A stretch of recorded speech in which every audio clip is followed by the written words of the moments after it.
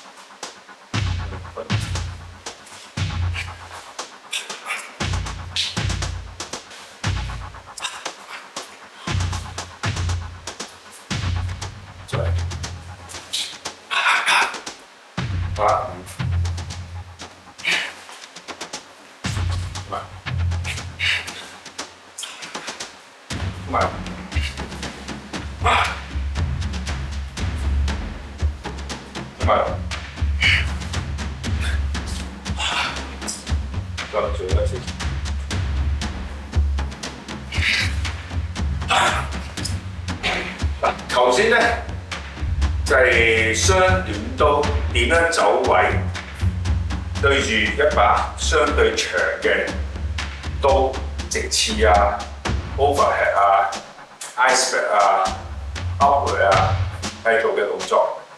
咁呢啲動作咧，其實好着重咧係點樣走位，點樣去睇個角度。